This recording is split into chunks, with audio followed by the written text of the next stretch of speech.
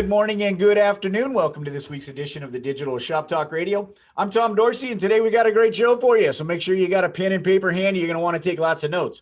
Welcoming back to Digital Shop Talk Radio, and it's been probably, Mike, at least almost, it seems like a year. Although, now in this COVID world we live in, who has track of time anymore? But welcome back, Mike Bennett from ATI to Digital Shop Talk Radio. Well, thank you very much. I appreciate coming back and seeing you guys. You're right. It seems like it's been a decade, but it probably has been something more like a year. Although I've been telling everybody, today is the third. So welcome to the third day of the 14th month of 2020. It's just a year that keeps on giving. Oh, that is. Yeah, unfortunately, that is too true. And as always, welcome Uwe Kleinschmidt, our founder and CIO. Thank you. I'm so stoked to have Mike on. It has been a while, way too long. Yeah, it has been a while. We haven't been able to engage each other in great conversation for a while. So watch out, audience. That's true. Yes, but hopefully this year's Super Conference is going to buck the trend, and they're going to go live event in Florida. So if you're not signed up yet, you're not you got to start it. I guess becoming an ATI member, or at least a prospect. But you want to take a look at that. It's going to be out in Florida. Where's it at this year, Mike? Is it Amelia Island? So it's Amelia Island. Yeah, Amelia Island at the Omni. So it's a beautiful, beautiful venue. And the time of the year is going to be absolutely fantastic. March, sometimes you just never quite know. I mean, I know I talked to somebody in Florida today. They were about 38 degrees. So that would have been not so fun. But when you're there in May, it's going to be absolutely spectacular. And ATI is back to live this year. I think you can bank it and book it. Yeah, that's what that's what I'm hearing. So a lot of people are excited about that, buddy. I know that. It seems like it went fast, but it's been a long time. Which sounds weird, but just being away from these live events and really, the networking and the one-on-one conversations that happen around these events is really what makes those events so, worthwhile. And, we just came off of our digital shop conference, well attended, great engagement. Yeah. But boy, I tell you what, there's nothing that beats a live event. And we're really looking forward to being able to get back out there and shake some hands and say hi to folks and get back to some of the normal, normalcy as it was. So, really appreciate ATI for stepping up and offering that event, and really excited to be participating. That's for sure. Well, we're going to welcome AutoVitals back and obviously all of the, the great participants and attendees. And, you're right. I mean, as I said, I'm not really kidding. Although 2020 or the 14 months of 2020 has felt like a blink of an eye, it's also felt like a millennia. It just isn't stopping. So, this is something that we as a company are really looking forward to. We think it's going to be a great springboard into, the back half of a phenomenal year, and super anxious to be able to, as you say, make eye contact, have those intimate conversations and those networking meetings and opportunities for everybody to connect. So we're all looking forward to it. And I know Kim had a fantastic time with you guys hanging out at the digital conference last week. So she was all giddy with that experience. So congrats on that one for you. Yeah, no, Kim Hickey is always awesome. She was head. And they did that marketing break. It was just fantastic. I mean, they're solid gold. They should go on the road together. Oh, I'm telling you, it's crazy, isn't it? Yeah. I tell you what, it's funny when you talk about these live shows. It's one of the things that we try to really do is be there and available and make sure that every single day, since really this is all kicked off. So probably the better part of 11 months now, we've had a daily Facebook Live, if not multiples. Yeah. And Kim's been the spearhead of that. So I know you're at around 104, 105 episodes for Digital Shop Talk. I think Kim's well over 200. She's starting to hit the 250 mark, so the quarter century mark. She is an angel being able to put up with that for sure. I think we're all Zoom worn. She makes me feel like a loser now. I better step up my game. Yeah, there's probably certain titles you don't want to go after. Exactly. Yeah. Oh boy, and I crossed Kim early in our relationship, and I learned a lesson. Never again, Kim. So if you're watching, you got my full support, and congratulations on your success. Yeah, we love her to death. Yeah, no doubt about it. So let's get into the episode. So today, folks, we're going to be talking. It's Ask the Coach, right? And we've got Mike Bennett on it. And in the first half, we're going to be talking about some examples, some real world examples. And this is really, you want to pay attention because we're going to be helping you to kind of identify where you are in your digital shop adoption and your own fundamental best practice adoption. But most importantly, is going to be kind of how to identify what to do to move to the next level. And we're going to show you some real life examples of these situations and then how they overcame them and how they moved forward. So pay attention. In the second half of the hour, we're going to open it up for questions, right? Ask the coach. So hopefully you're going to get enough information and enough kind of some questions developed on for your operation.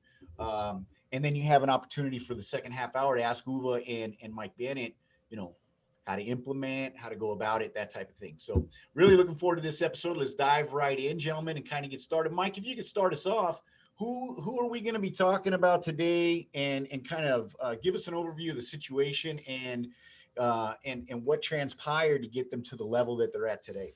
Yeah, absolutely. Thank you. And so today, with permission from the shop, I wanted to showcase, an actual case study. And I have a phenomenal shop that I've been working with.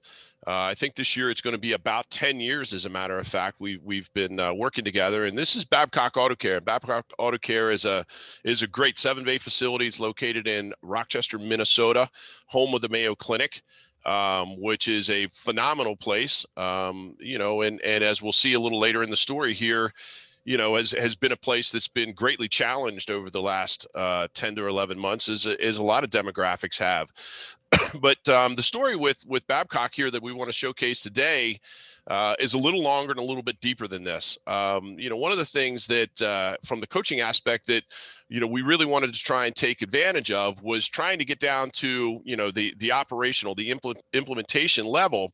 And we're really, really, really pleased that both Gina and Jeremy agreed to give me some time to work with their sales manager, Ben, and their shop foreman, Derek, in really trying to take advantage to the fullest of the inspection platform and the just the digital shop experience. Don't get me wrong. As I said, we've worked together for a long period of time. Highly successful shop, one of our top performing shops every year in and year out. But one of the things that we noticed when we started digging into opportunity KPI, being able to look at some of the data that we collect on the ATI side, and being able to have access to and compare it to information that's also available and feedback from the AutoVital side through my very favorite platform in the entire world, which is the BCP. From a coaching point of view, one of the most valuable tools that we have when we can kind of lay two sides of the world next to each other and see impact. And that's a little bit of what we're going to do today. Uwe and I will play back and forth with this just a little bit. But just to give a little background on it, again, very successful shop. And I'm going to share with you in just a second here an actual screenshot of their portal and kind of build the backstory. So if I can share my screen quickly, Tom. So you should be seeing now, Tom, my screen, my portal. Yes, sir. Okay. Lots of numbers. Lots of numbers. We love, for numbers crunchers and report geeks, this is where we're at. So this is a small little sample of the ATI performance report for those that are in the program or have been familiar with it. This is one of our main vessels to really be able to communicate and get feedback from the shop on how things are going and how things are that we're working on.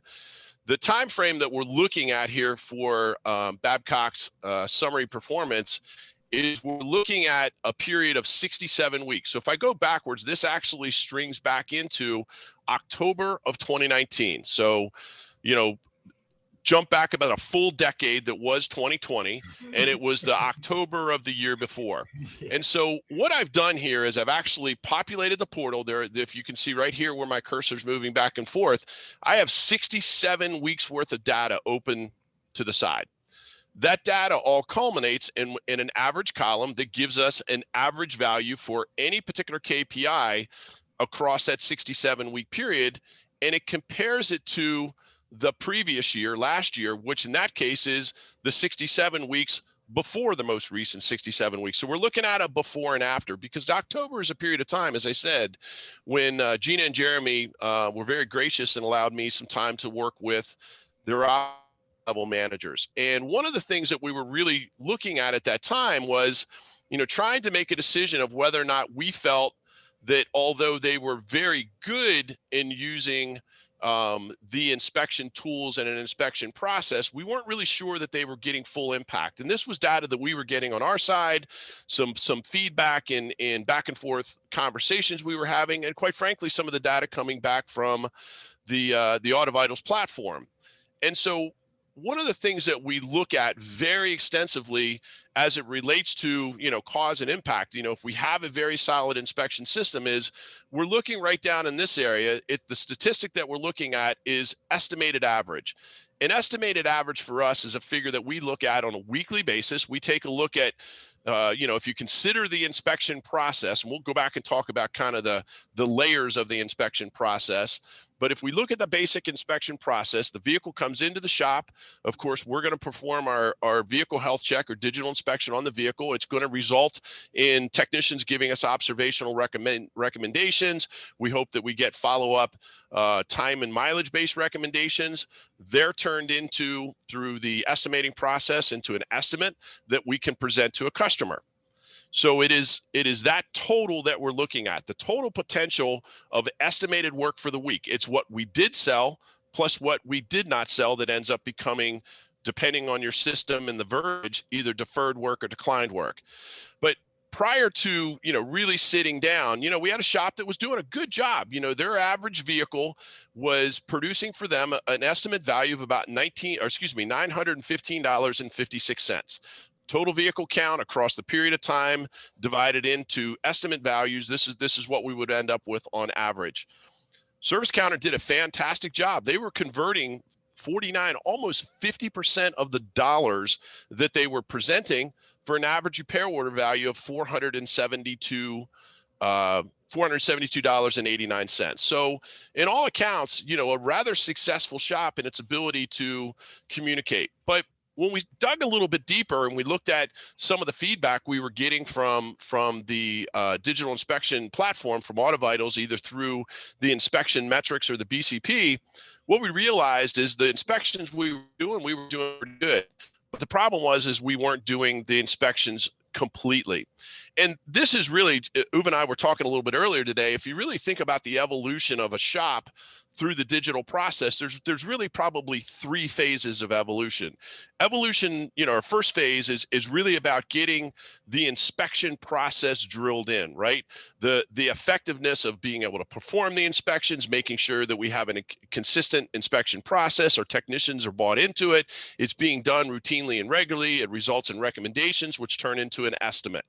And so it kind of gets us to the doorstep of phase number two. Phase number two for us is really about the point at which we use the inspection to help engage the customer. So we have the inspection, and now our sales process and the inspection engages that customer, and we're trying to create a dialogue and an understanding and a value proposition that obviously results in sales. And then, of course, the final piece, the final phase that we move into once we've got phase one and phase two really drilled in and implemented, obviously is then being able to see that scale up, resulting in what we would hope would be, increased levels of revenue, increased levels of satisfaction, and all the things that go along with a better customer experience. And so that being said, what we really started concentrating on is we wanted to make sure that we had the basics of phase one in place.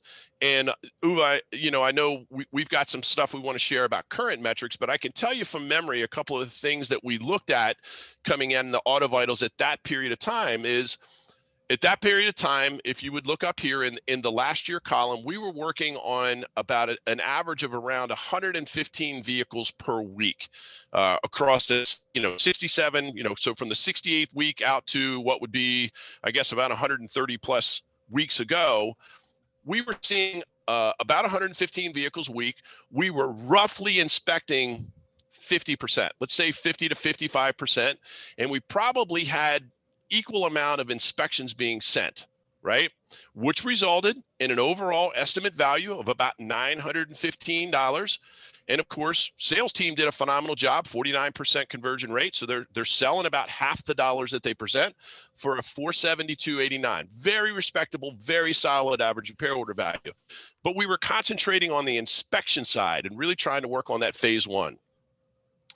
So when we drilled into it, we actually ran into, we're having a conversation. It was me and the shop foreman and the sales manager. And we really started having a conversation. And the conversation was based around belief systems. I asked the shop, hey, listen, got 115 vehicles coming in the shop a week. Why are we only inspecting 50% of those vehicles? And I got well, Mike, we sometimes get pushed by the service advisors. We got to get this vehicle in. We got a timeline. We got to get it out. We just don't have time to get it done. Or, gosh, we just inspected that vehicle a couple of weeks ago. And it was all of the belief systems that we typically run up against, right? And so, I thought, okay, well, if we're going to talk to the shop side about it a little bit, let's talk to the service counter a little bit. And I got well, Mike, we really know our customers, and, we know that, Mr. Jones just isn't a guy that appreciates that inspection. And, we know Mr. Jones. I mean, my gosh, we've been trying to tell him about that leaking CV boot for the last 4 visits, and he's just not interested in buying that. We know our guys best. I mean, we just don't want to waste the time when we know there's no practical purpose for it. And I said, okay, I completely get that, but we've got an opportunity here to really kind of change the belief system and the mindset in the shop. And as opinion leaders in the shop, sales manager, and of course the shop foreman, if you guys are on board and you can drill that down through your staff, we've got an opportunity to potentially really kind of move some stats, and we get a chance to see what the impact would be. So obviously the conversation with the technicians and the shop foreman and the sales team is we started talking a little bit about consistency and professional obligation, right? We can't pick and choose when we want to pay attention to a car. We can't assume somebody does or doesn't want to do something. To be a business of operational excellence, we've got to be committed to a process and be willing to perform that process each and every time. What the customer does with it is their choice, but it's our professional obligation and to make sure that we're consistent with our customer. And each and every time we give them the information they need to be able to make an informed and educated decision. So we had that conversation and, cutting to the chase of it, the technician, the shop foreman said, you know what, I get it. We're going to go. And so, then, I turned to the sales counter and I said, listen, here's the deal. If these service technicians and the shop foreman are going to bust their butt and get all of these inspections done and make these recommendations, you guys got to step up your game as well and actually do something with them. There's nothing more demotivating to a technician who spends their time and invest in that inspection to not have the inspection realized and put forward to the customer. So that means we have to edit the inspection to make sure we have a quality product we can put forward. We have to spend the time taking those observational recommendations and creating estimates for each of those items. We have to take the time reviewing vehicle service records for the time and mileage based, and we've got to create an estimate that then we can put forward to our customers once we've had an opportunity to share the findings in our digital inspection. And so, I was very easily able to, we talked about in this particular case, sometimes changing a belief and a mindset is about trying to take things in a short period of time. We talked about what the wins would be. I mean, obviously this is a shop where the technicians are driven by their ability to produce hours. So the sell became easy. Listen, would you rather pull 10 vehicles in for an hour a piece or pull 5 vehicles in for 2 hours a piece or, something less than that? And so they kind of understood it and we got them to agree. We set a target of 80%. It was a short target. We wanted to do 80% inspections. And then the other half of that was going to the service counter and saying, listen, if they're going to inspect the vehicles, you got to follow up on your part of the process. I got a little pushback. I got well, Mike, you don't know Mr. Jones as well as we do. We need to make sure, we'll do this, but we know it's going to be a waste of time. And I said, okay, I get it. But one, You heard what the technician said. They've agreed to do at least 80% inspection, so you got to live up to it. And I said, here's the deal. If you're right and you know your customers better than I do, your inspection value will invariably go up. We're inspecting more vehicles, and hopefully we're taking a little more time with them because you're bringing your maintenance to the table as well. And I said, but the ARO won't change because you know your customer better. And I said, but if I'm right, we're going to see the estimate value go up, and correspondingly, the ARO will go up. So that's the basic story of how we addressed phase one, right? Obviously, phase two kind of naturally occurs. And the interesting thing that is here, remember I told you, we started this and it was every week. I talked to him, we coach him, we talked about the stats, we deal with whatever the issue of belief system or pushback was. But very quickly, what we started to see was estimate values went up, average repair order value went up, technicians' hours went up. By the time we got to the end of the 6-week period, we no longer had to talk about this is what we agreed to do for 6 weeks. It now became ingrained, and they started telling me how successful it was. It was the change of belief system. And don't get me wrong, very talented individuals that were able to take a little bit of coaching and really turn it into something great. What I wanted to share with you today has been the net impact, and I want to build on the story just a little bit. And Uwe, we'll be able to talk a little bit more statistically with some things like motorist engagement and stuff like that when we bring up some screen shares from BCP.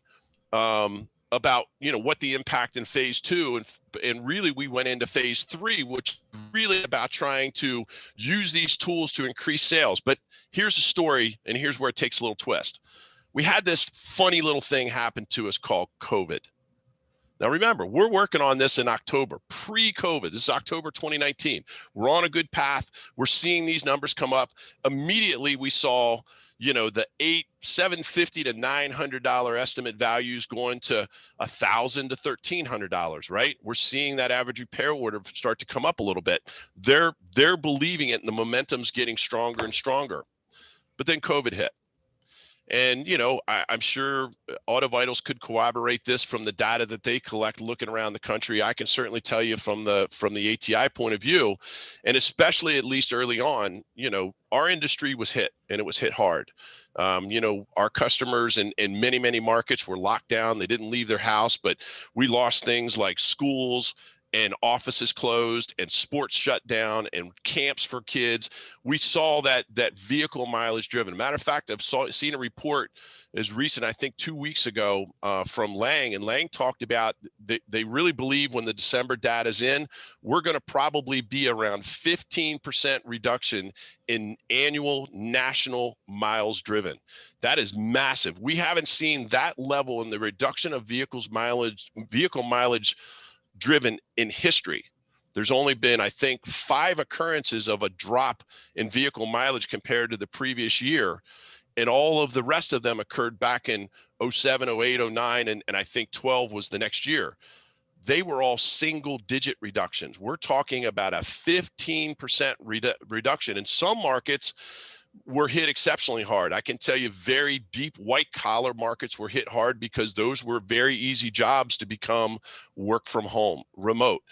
So again, leaning back on the market around Babcock Auto Care, in the COVID experience, that was a very white collar medical market, right? So a lot of the people that worked in that area were able to stay home. The schools were closed, and just people stopped driving. But another great driver is when you're in the home of the Mayo Clinic, a lot of people come to the Mayo Clinic from around the country and around the world.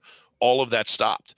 They were hit very hard, excuse me. And if we look at it on an average, now again, this average period actually goes back into 2019.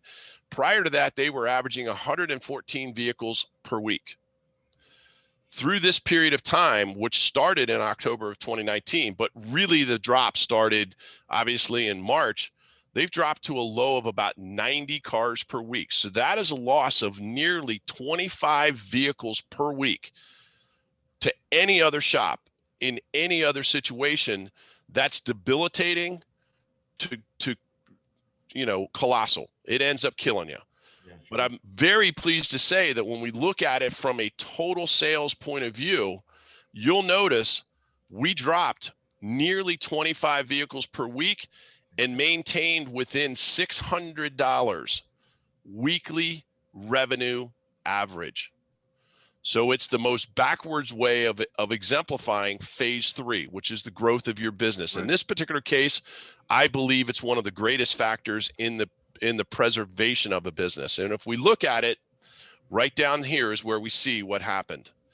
Across this period of time, driving in these principles that took us 6 weeks to really convince, actually it was less than that. That's not really fair. We've increased the average estimate at this shop from $915 per vehicle to over $1,518 per vehicle. We've added just slightly over $600 per average vehicle. Same customers, same demographic, same mileage. We're just being more effective and more consistent with a larger number. And it's increased our average estimate value, again, over $600 to nearly $1,518. Now, some people would look at this line right here, conversion rate. This is one of those stats that you'll see just a ton of businesses, automotive businesses in particular, and organizations really talk about conversion rate. Conversion rate, by definition, is literally the amount of estimate dollars that we convert into sales dollars. So as a percentage, we would look at this and say, my goodness, we got a problem, right? We've seen a 12% reduction in conversion rate. And I would tell you from my personal and practical experience, I see that actually as a very healthy reduction in conversion rate. Is to be expected. And there's two things that indicates that I think are really, really valuable. But obviously, when you increase your estimate value by nearly $600, and in a lot of cases, some of that can come from the fact that we're much more diligent about time and mileage-based presentations. Oftentimes, we'll see that vehicle owners may have to be a little bit more cognizant, make some decisions based upon budgetary considerations. Yes, they're declining some today, and we'll talk about how that works into the future, but they're declining some of that today. But even though the percentage is lower, look at the impact in raw dollars. Here's the stat we care about, right? $915 was netting a $472 ARO. $1,518, that increased. Remember my conversation with the sales manager? If I know your customer better by showing them more, they'll buy more. Here it is. $121 per vehicle for 67 weeks. If I had a mic, I'd drop it. That's it. I mean, this is unbelievable success by this shop. And listen, it's not me. It's them, embracing the system and really, being able to modify the belief systems and very quickly grab it, not just from production money point of view, but really, the customer value and experience point of view. Because again, we use these tools to create a higher level of customer engagement, which is a higher level of resulting trust and value, right? So we talked about this increased value or increased estimate value, which got us a higher ARO. It's really the thing that even with 25 less vehicles has driven us to nearly the same revenue, right? We haven't seen the business necessarily grow. But listen, let's get back to some natural level of traffic flow. Let's open up some markets and imagine taking what this shop is doing now and escalating it back out through the next car count or through the previous car count. It's insane. Yeah, no, and that's the key, is to be able to be consistent after this, after we get back to normal, after your car count comes back, and not cut the corners and not, get back to the old habits, right? Yeah. And this, Mike, really, it strikes me as, when you follow this best practice, if you build this foundation under your operation, right, you're actually storing money in the bank. That really is what this is going to end up looking like. So let me just up, and so I can stop my screen share. Please. I want to bring the last point into this, because we talked about this estimate value. Yeah, I'm converting at 12% less, but I'm converting at 12% less on $600 shown to the customer, right? $600 shown to the customer that they didn't buy all of it. Obviously, they only bought 37% of it. That means that we have nearly 53, excuse me, 63% of those estimate dollars, which are now in that bank you just talked about. It goes into deferred or declined services and now gets into your CRM system. And we've got our next visit sent, which is exactly one of the points that we talk to with the sales staff. Listen, you want to write a repair order and do all this work with an inspection today and have it be a one and done. Yeah, you sold 50% of it, but how much work didn't we tell them about that? Oh, by the way, we didn't defer because we never talked to them about it. So it never ended up in our marketing system. And we never have the chance to now let our CRM system make the reconnections and start to bring those people back. There's the money in the bank that you're talking about. Not only were we able to weather this and actually see such an increase in the revenue base that kept us very healthy in a generationally catastrophic period of time in business. And yet, we've also then further increased our potential going down the road. So that's one of the key pieces. That's the unintended positive consequence that ends up happening here. So unless you have some questions on this, I figure I'll stop the screen share and we can kind of expand the conversation maybe over to some of the metrics if anyone wants to bring forward. Yeah, no, that's fantastic, because I'm sure Uwe can, give us, stitch together. I mean, that was a great presentation, Mike. I got to tell you, because I know a lot of people's wheels are turning right now, and they can see right in there those steps and how that, comparison between, yeah, sure. I mean, in one area, I think this last previous week, I mean, their car count is literally down 50%. Yeah. By the way, that's a snowstorm, but we won't talk about the other thing that impacts Rochester, Minnesota. The revenue isn't down. I mean, it's incredible. Off $600 or whatever it was. I mean, that really it is nuts. It is nuts how successful they've been, and that's a top-down leadership thing. Yeah, it really is. And you talk about, a lot of times you talk about a safety net, or you talk about eliminating risk in your business. Well, there you have it. You need to develop the fundamentals to show that. Can you imagine if your doctor cherry picked what he was gonna? Yeah, you need a tetanus shot, but I'm not gonna tell you about that colonoscopy you should be getting. You would never do that. And people trust their doctors, and people appreciate. I mean, you give me the whole story, I can handle it, and then at least I can figure out my action plan from there. I'll take that one step further. We hear about this. Well, our customers get mad that we present so much stuff. Let's use your thing. Listen, I would be thrilled if my doctor didn't tell me I need a colonoscopy from time to time, but I'm going to be less thrilled if I end up having a problem down the road, right? If you don't tell me about the leaking axle boot, and now instead of a boot, it turns into an axle, or instead of a transmission service, or a leak repair, it turns into a transmission, I may not be mad on you at visit 1, and I may not even realize I should be mad at you for visit 2 when it cost me 8 times more. But the reality is, as a professional, that's our responsibility. Like, we drop the ball there if that occurs. Oh, 100%. 100%. Yeah, so I'm sorry, go for it.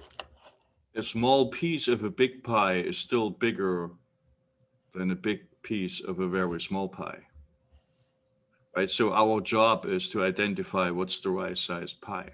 Mm-hmm. And when do you eat what piece? It doesn't need to be eaten in one visit. And so you really, what I'm hearing, before we even go into more numbers, I don't even know whether we need to, because I was really super impressed by the way you brought front counter and back shop together. Mm-hmm. And so I believe being successful the first time around, that showed them maybe there's more, right? It worked. So what's our next opportunity to tap into? And the same with the customer, right? If the estimate is so higher, are they seeing that as, okay, this is more a car care program instead of fix everything now and then come back when my next problem happens, right? There is a whole transition of the shop takes care of my car and I should follow the recommendations. And if I get something presented, what we call the yellow stuff, I don't need to do it today. but maybe next time, then the relationship also changes dramatically. So Yeah. I'm curious, if you don't mind me asking, how did that happen in the day-to-day change for the service counter to let go of the Mr. Jones belief? I think ultimately what ends up happening is proof is in the pudding, right? You can have some Right. guy that calls once a week and we have this conversation, and trust me, I'm telling you how it's going to be. But, when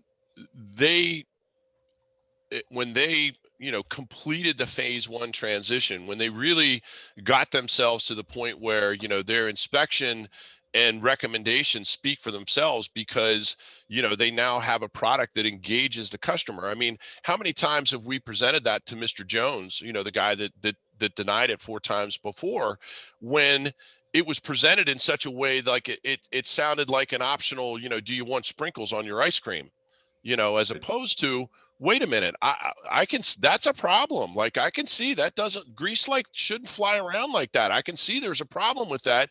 And the service advisor takes a different, mindset and a different tact when talking to a customer. They can actually talk about what they're seeing and why that's a problem, and what the corrective action should be.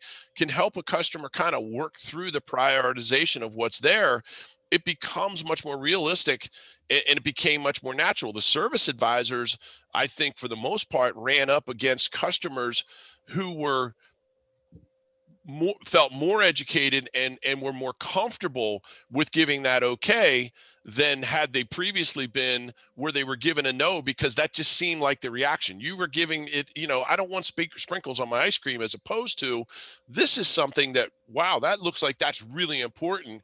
And I can see with my eyes that doesn't look right. And what you're telling me seems to line up with what I'm seeing. And it just created an entirely different dynamic to the conversation.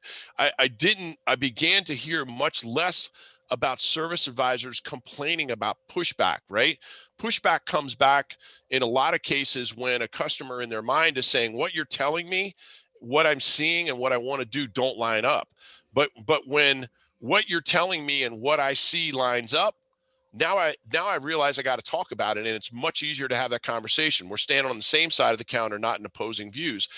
And what I guess I started to notice is I started to hear about much less pushback from customers. The Mr. Jones was saying okay to a lot of stuff, or maybe they said no to it today, but was automatically, hey, that's something we'll maybe look at next visit or something like that. It changed the context of feedback from Mr. Jones, if that makes sense. Yeah, and Yeah. it's funny. I've had more than once, probably more than 10 times, conversations with writers who their epiphany moment is when Mr. Jones goes, "Hey, where's that boot on this report? You might have been telling me about it 5 or 6 times before. Where is it on this report? Oh, we thought you didn't want sprinkles. Now I was saving the sprinkles for dessert," right? They still want that full and complete report, and they demand that, and they feel like they're losing value, or you're holding something back from them if you don't present it. And then people go, "Oh, I better do a complete and thorough inspection and present what we find." Yeah, it's consistency. And I think that's one of those things that, as an industry, understanding our model is operational excellence. Operational excellence is predicated 100% on, consistency to best practice. And the more that we can do that, the more value our customers. We think we're in the customer service business. What we are, but that's a result of what we do very professionally and correctly. It should not be the driving force nor decision. If we do what we're supposed to do correctly, you're going to get that in spades. Yes. Right. So maybe we look at the data. I hope you can see my screen share. Yep. We see it. And what to Babcock, which is here compared with 4 other blurred out shop names for the last year, right? And what's interesting to me, and let me try to use an arrow to point at it, is this number. Yep. Right. And I remember looking at, Babcock has been a customer for quite a while. where we were hovering in the 4 or 5 recommendations, right? And now are in the 16. I mean, So it goes back to, look where their goal is. Their goal was 5. Nobody updated right. the goal yet. There's nobody up to the goal yet. Right? Going through that. I wasn't going to point that out to you. Oh, sorry.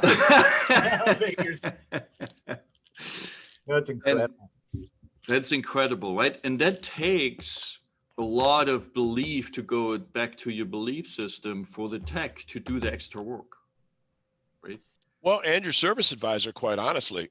Right. You know, I would tell you, you know, again, my observation, looking at stats, whether they're yours or ours, and really figuring out the pattern, I would tell you, generally speaking, and again, this is just my observed stuff, Right. is that an observational inspection, in other words, the stuff the tech sees, it's worn, it's broken, it's leaking, it's frayed, observational recommendations tend to run somewhere between, say, 7 and 9, right? That's about what I see when I can really trust that's what we're getting out of the back. The acceleration of 7 to 9 to upwards of 15 and a half or 16, as you see here, is the addition of the service counter, really following the due diligence of looking at the service history against Carfax, against today's mileage, previous experience, and so forth.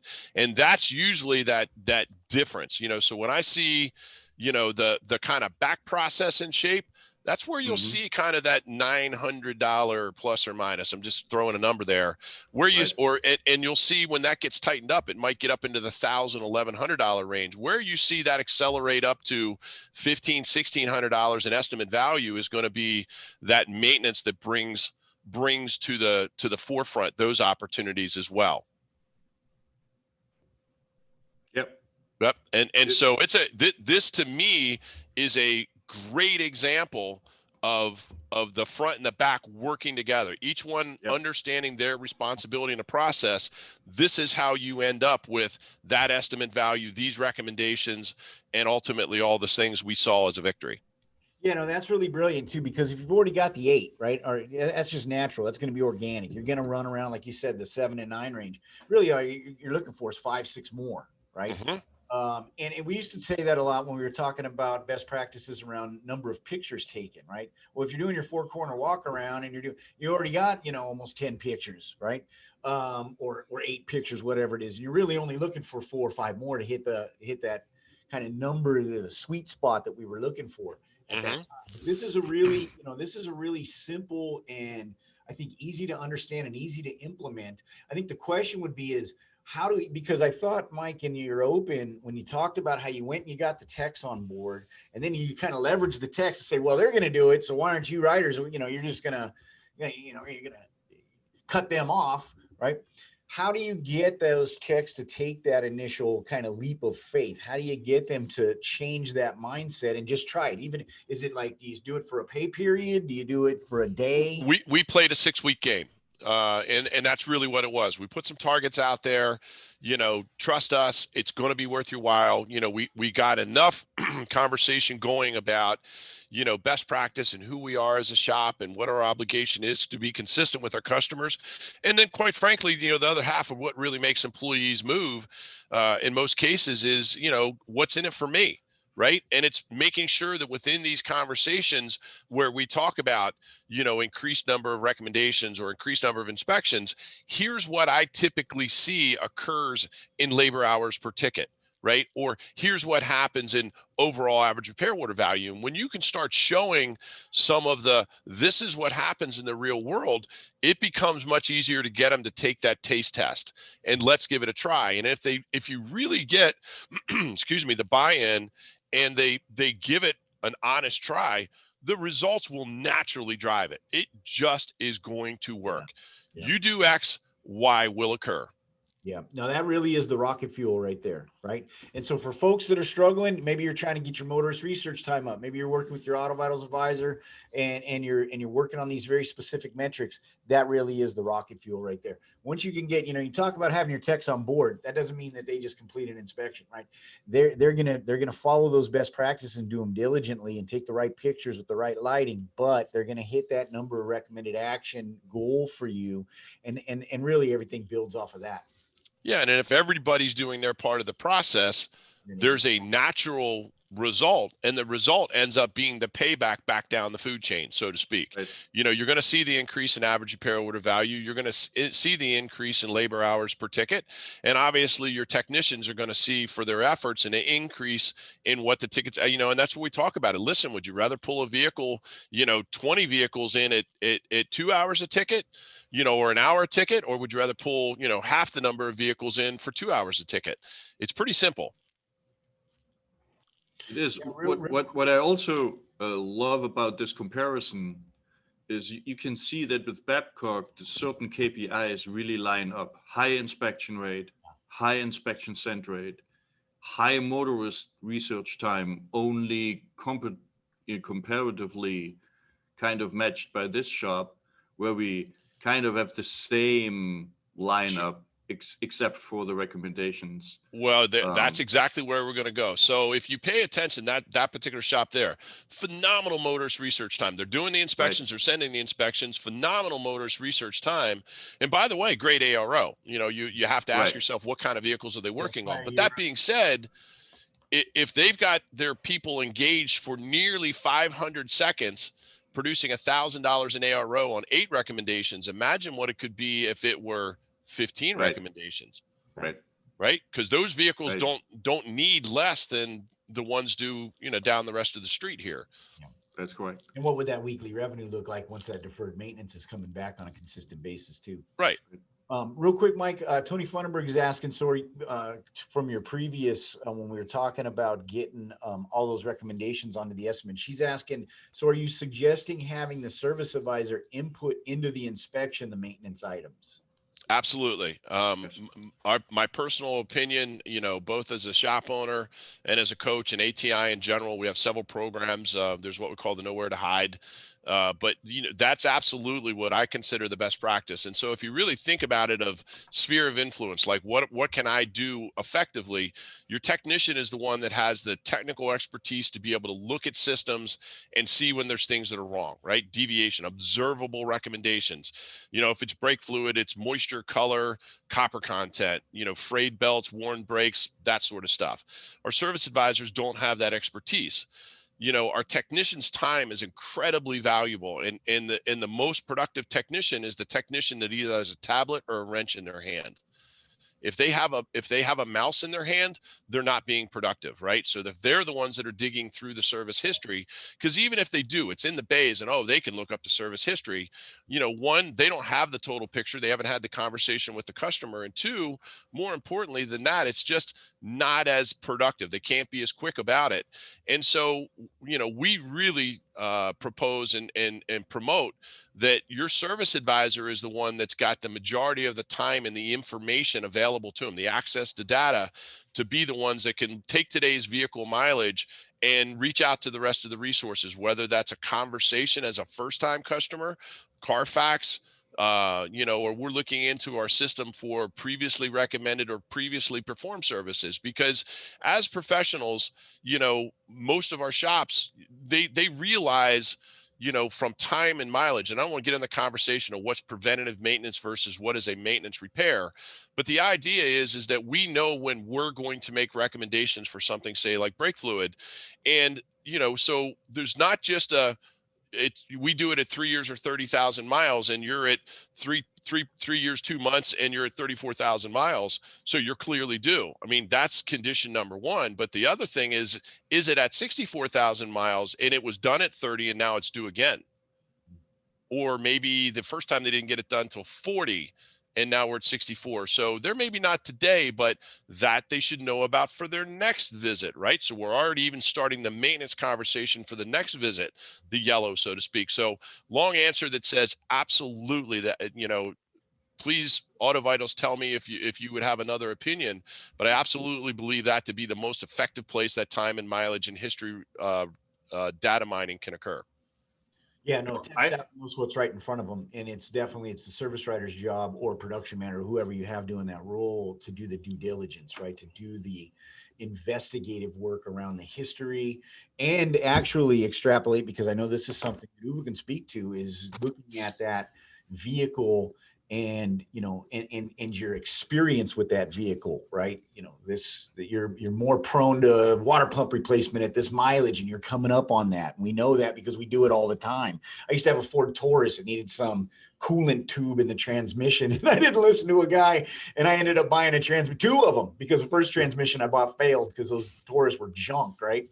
But man, I wish I would have got that $1.98 tube installed when the guy told me about it. What I really like about what Mike said, it also puts the inspection in front and center. It's not just the condition description of the car now, it also talks about what should happen to the car in the future, to the vehicle. And one of my favorite topics is really to explore, shouldn't we replace the service interval as a CRM trigger by the inspection interval? Yes. Because the shop knows best what the conditions of the vehicle are, and make recommendations and say this is valid for the next 6 months, 3 months, whatever your inspection interval might be, and say come back for an update of that. Yeah, your dashboard is going to tell you stuff, but it's not complete, right? If you want to have a complete vehicle health inspection, let's just schedule the inspections out instead of. Well, don't we do that now in medical? I mean, dental. Exactly. You get your teeth check every 6 months. It's not like you wait till you have a cavity or a sore gum to go back, right? Your doctor, you're on an annual physical. And Uwe and Tom, we talked about this a few minutes right before we jumped on. We're in a different world for some period of time. We talked about the fact, I mentioned it earlier.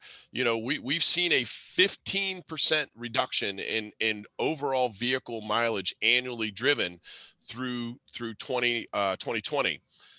The predictions are we're not going to necessarily see that return to pre-COVID vehicle miles driven for several years. And if that's so, if we're shop owners and we're really thinking about, a couple of the things that are necessary to keep our shop functioning, revenue is one, but the opportunity of where it comes from. So number of vehicles in our shop, if vehicle mileage is driven and we're an industry that's focused on mileage intervals, we're automatically going to see those intervals increase dramatically.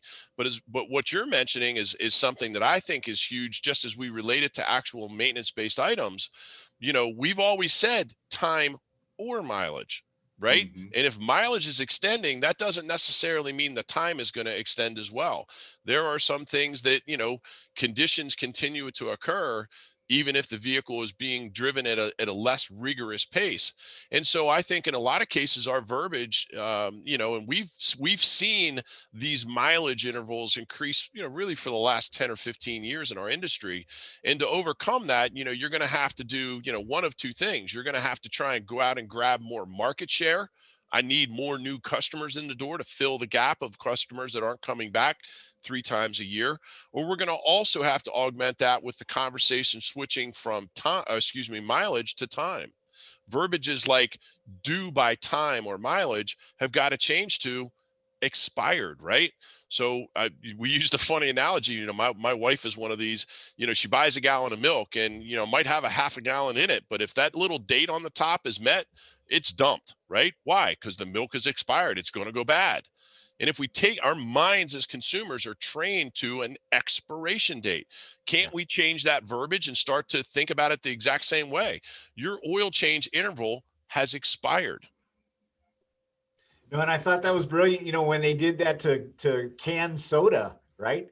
How long ago was that now? Maybe 20 years ago. You started getting an expiration date. Does a can of soda ever go bad? You probably, I don't think so. But boy, that was, and a lot of people think, hey, that was a marketing thing, so they just move more soda off the shelves. But no, I mean, if you're going to get to the level where you think of your can of soda expiring, I think to your point, it's brilliant. And to Uwe's point, I think that that is already starting to happen, especially, you know, when you talk to guys like Bruce Nation and some of these other operators that are really moving that conversation away from a mileage and time-based interval to an inspection-based, because hey, everybody's situation is different. You drive your car differently. It's a different type of vehicle in a different, you know, you're driving in the mountains, you're driving in the desert, but also, you know, type of fluid you're running. You got full synthetic. It takes a different interval than somebody who doesn't have the synthetics. And so there's just so many variables. It only makes sense to say you need to come in for an inspection. Let's see what's going on. And then we can give you the recommendations.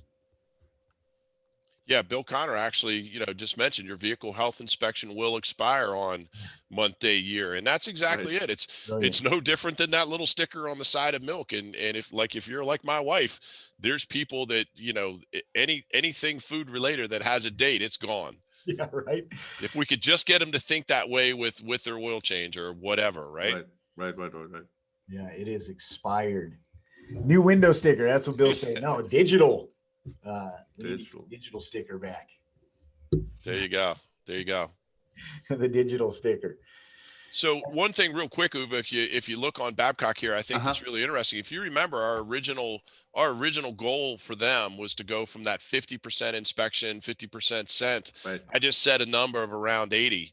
If you can see, it is self-perpetuating and driving now. Right. We honestly haven't had to have this conversation in, I want to say almost a year. Success breeds the willingness and the interest in doing more of that thing. And, that's where I think, when we really kind of were talking about those three phases of the evolution of full, receiving full value from the digital experience. It's really that we've got to get past that implementation phase. In a lot of cases, we know there's shops that are kind of half a toe in and a half a toe out.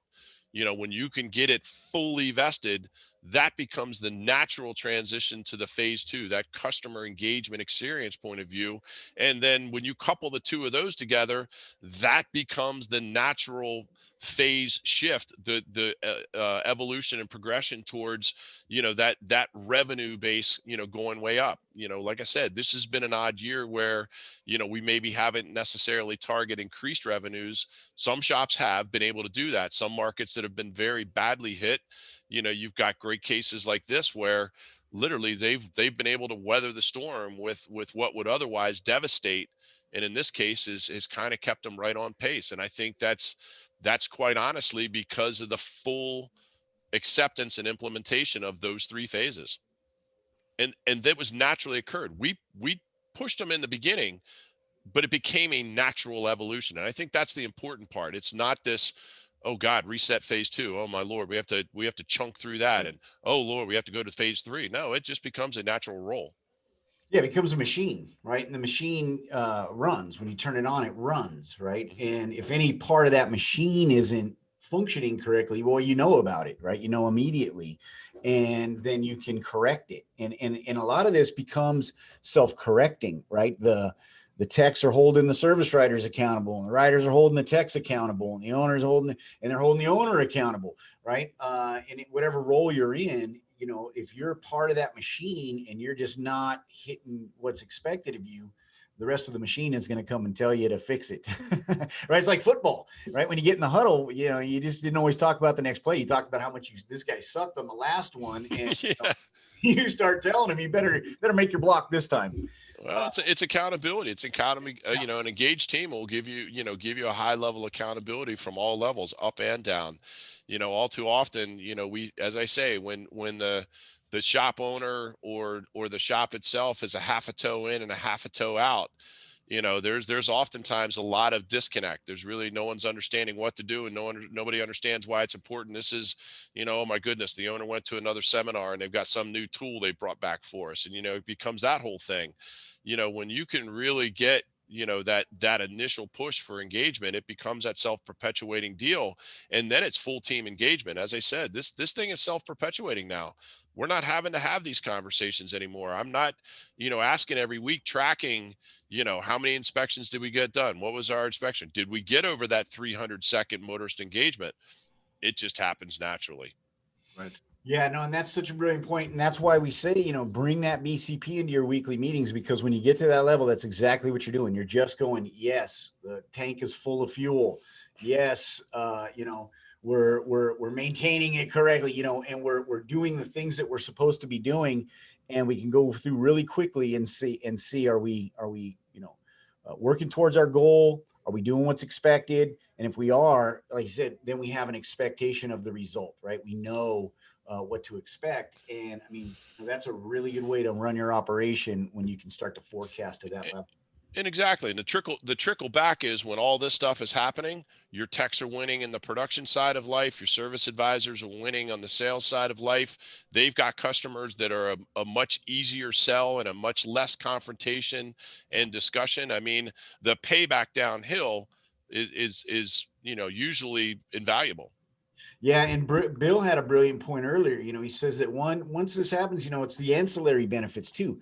Less trips out to the parking lots, less rack and unrack, less tool swaps, less bay swaps, just all of these things, less, spending time trying to, fill gaps in the schedule by banging out cold calls or doing dials or whatever it might be.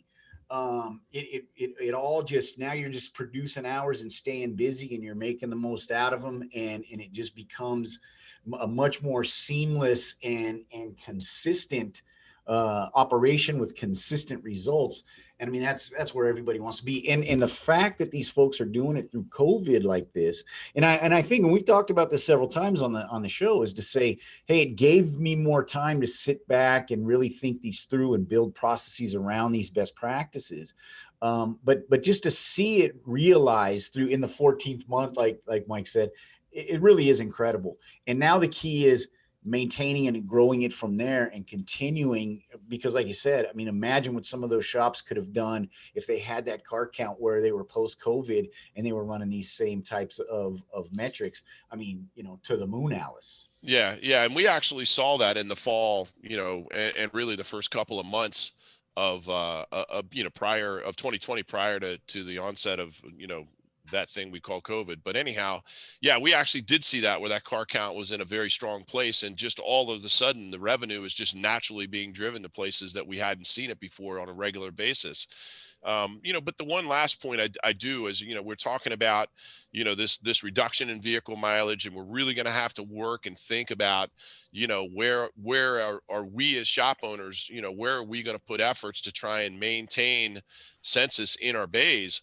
As I said, a lot of shop owners are talking about, listen, we're gonna obviously have to start thinking about, getting into the market share game, which I believe is an absolute truth. But as I say, one of the simple little things, I'll just use the stats we had there. At $915, we have this much potential follow-up work, to set the next expectation, to create the next opportunity.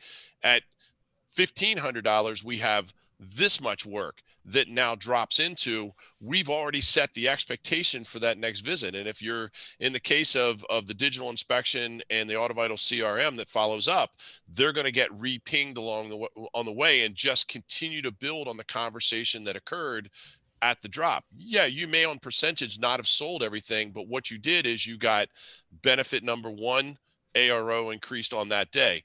Benefit number two, we have marketing opportunity that sets up benefit number three, the next visit into the shop. And when we're thinking about keeping census up, getting into a situation where we're now selling, by inspections being due rather than time or mileage. I mean, those are wonderful things to think about. And obviously, as an industry, we're going to have to start looking at that.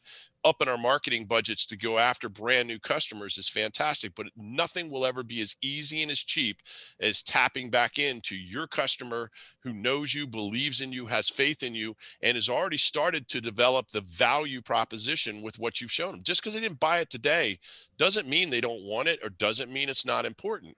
That's the easiest next sell you'll ever have. Yes. And I think that's huge. And if you don't recommend it, and it doesn't get estimated, and it doesn't get declined is not a bad thing. If it doesn't get declined, we don't have that next chance. I would even go that far and say, let me show you what the yellow items are going to cost. It's not necessarily for today, but for the next visit, right? You just be completely transparent about what's necessary and what's not. And red, yellow, green do a great service in showing that in the most simplest way possible. I would agree with that, Uwe. And, one of the things that we think is, oh gosh, if we estimate too much or we tell them too much, it'll scare them away and they'll leave, right? So we don't estimate it. That actually scares them more because in their mind, everything's a $4,000 repair. If the stuff in yellow is $892, that's much more stomachable. I can chew on that as opposed to every one of those is Tom's $2,000 transmission, right? Because in their mind, that's what everything is. So I agree with the transparency. Don't run from the fear, walk towards the light. I mean, the more that you can tell them, the more likely it is. No one wants to hear they have to spend money, but I'd rather know only have to spend 800 as opposed to 4 items at $4,000 a piece. Right. Well, boys, we're a couple minutes over. I mean, we could go on another hour, I'm sure.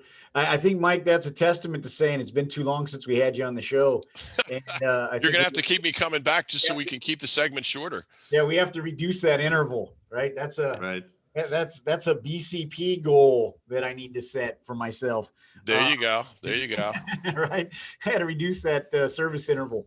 Well, like I said, it's only been a year. It's 14 months. It's only been a year. So yeah, buddy, that's incredible, man. Time flies. But I really appreciate you coming on. For folks that want to continue that conversation, reach out to Mike directly. Yep. Keep it on going in the Facebook forum. Make sure you look into, that Amelia Island Super Conference, if that's in your wheelhouse or soon to be in your wheelhouse, because you don't want to miss that. I mean, this is the type of, this is an all day, every day discussion. These types of discussions that ATI is having out there at Super Conference with those shops that they give guidance to. And you really want to be part of that. If you're not already, you don't have any experience with that. Of course, thank you, Uwe, brilliant insights. I think, as we were talking before the show started, I think be on the lookout for some new metrics that might be coming out around this conversation, things that are really going to help you to identify where the opportunity lies, right? And how to gauge how well your operation is taking advantage of those opportunities. I'll leave it there so that you have to tune in for that episode when we're talking more about release and implementation. Again, tune in next Wednesday, same time, same place. Next week, we're going to be talking with Carolyn from Shopware. Actually, we've got some big news coming out there, so you're not going to want to miss that. It doesn't matter if you are or not looking at it, you're going to want to find out what's available and how that's going to benefit you. And so we'll have Uwe on with Carolyn from Shopware next Wednesday. Until then, get out there and make some more money. Put some of this stuff that you learned, start taking a look at your number of recommended actions per inspection. And I think it's going to open your eyes, and then reach out and find out how to turn that from, an opportunity into realized success. Have a great day. Thank you for your time. We'll see you next Wednesday. Appreciate you, Mike. Thank you very much. Thank Mike. you. Appreciate it.